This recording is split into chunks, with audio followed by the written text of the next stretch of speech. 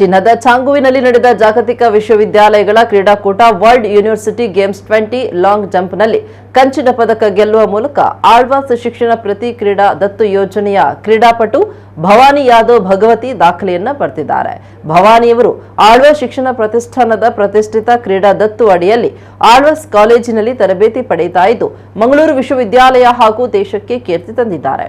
ಜಾಗತಿಕ ವಿಶ್ವ ಕ್ರೀಡಾಕೂಟದಲ್ಲಿ ಇದೇ ಮೊದಲ ಬಾರಿಗೆ ವಿಶ್ವವಿದ್ಯಾಲಯವನ್ನ ಪ್ರತಿನಿಧಿಸಿದ್ದ ಕ್ರೀಡಾಪಟು ಪದಕ ಪಡೆದಿದ್ದಾರೆ. ಆ ಮೂಲಕ ಟ್ರ್ಯಾಕ್ ಮತ್ತು ಫೀಲ್ಡ್ನಲ್ಲಿ ಭಾರತಕ್ಕೆ ಪದಕ ತಂದುಕೊಟ್ಟ ಅಥ್ಲೀಟ್ ಎಂಬ ಹಿರಿಮೆಗೆ ಪಾತ್ರರಾಗಿದ್ದಾರೆ. ಕಳೆದ ಜುಲೈನಲ್ಲಿ ಭುವನೇಶ್ವರದಲ್ಲಿ ನಡೆದ ರಾಷ್ಟ್ರೀಯ ಕ್ರೀಡಾಕೂಟದ ಲಾಂಗ್ ಜಂಪ್ನಲ್ಲಿ 6.44 ಮೀಟರ್ ಸಾಧನೆಯೊಂದಿಗೆ ಕಂಚಿನ ಪದಕ ತಮ್ಮದಾಗಿಸಿಕೊಂಡಿದ್ರು.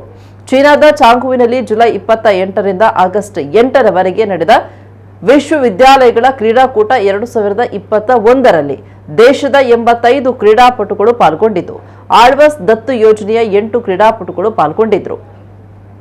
ಪದಕ ಪಡೆದ ಕ್ರೀಡಾಪಟುಗಳನ್ನು ಆಳ್ವಾಸ್ ಶಿಕ್ಷಣ ಪ್ರತಿಷ್ಠಾನದ ಅಧ್ಯಕ್ಷ ಮೋಹನ್ ಆಳ್ವಾ, ಪದವಿ ಕಾಲೇಜಿನ ಪ್ರಾಂಶುಪಾಲ ಡಾಕ್ಟರ್ ಕುರಿಯನ್ ಅಭಿನಂದಿಸಿದ್ದಾರೆ. ವರ್ಲ್ಡ್ ಯೂನಿವರ್ಸಿಟಿ ಗೇಮ್ಸ್ನಲ್ಲಿ ಆಳ್ವಾಸಿನ ಒಂದು ಬಹಳ ದೊಡ್ಡ ಸಾಧನೆ ಈ ಸಲ ಆಗಿದೆ. ಚೀನಾದಲ್ಲಿ ನಡೆದಂಥ ಚೆಂಗ್ಡುವಿನಲ್ಲಿ ನಡೆದ ಜಾಗತಿಕ ವಿಶ್ವವಿದ್ಯಾಲಯಗಳ ಕ್ರೀಡಾಕೂಟದ ವರ್ಲ್ಡ್ ಯೂನಿವರ್ಸಿಟಿ ಗೇಮ್ಸ್ನಲ್ಲಿ ಲಾಂಗ್ ಜಂಪ್ನಲ್ಲಿ ಭವಾನಿಗೆ ಒಂದು ಕಂಚಿನ ಪದಕ ವರ್ಲ್ಡ್ ಯೂನಿವರ್ಸಿಟಿಯಲ್ಲಿ ಲಭ್ಯವಾಗಿದೆ. ತಮಗೆ ಗೊತ್ತಿರಬೇಕು, ಇವಳು ಮಂಗಳೂರು ಯೂನಿವರ್ಸಿಟಿಯನ್ನು ರೆಪ್ರೆಸೆಂಟ್ ಮಾಡಿ ಆಲ್ ಇಂಡಿಯಾ ಯೂನಿವರ್ಸಿಟಿಯಲ್ಲಿ ಬಹುಮಾನ ಪಡೆದು ಆಮೇಲೆ ಖೇಲೋ ಇಂಡಿಯಾದಲ್ಲಿ ಪ್ರಥಮ ಬಹುಮಾನವನ್ನು ಪಡೆದು ಆಮೇಲೆ ಇವಳು ವರ್ಲ್ಡ್ ಯೂನಿವರ್ಸಿಟಿಗೆ ಸಿಲೆಕ್ಟ್ ಆದ್ದು ದೇಶದ 1025 ಯೂನಿವರ್ಸಿಟಿಗಳಲ್ಲಿ ಮೊದಲ ಸ್ಥಾನ ಪಡೆದು ಆಮೇಲೆ ಜಗತ್ತಿನ ವಿಶ್ವವಿದ್ಯಾಲಯಕ್ಕೆ ಹೋದದ್ದು. ಅಲ್ಲಿ 6.44 ಮೀಟರ್ ಸಾಧನೆಯೊಂದಿಗೆ ಕಂಚಿನ ಪದಕವನ್ನು ಗಳಿಸಿಕೊಂಡಿದ್ದಾರೆ.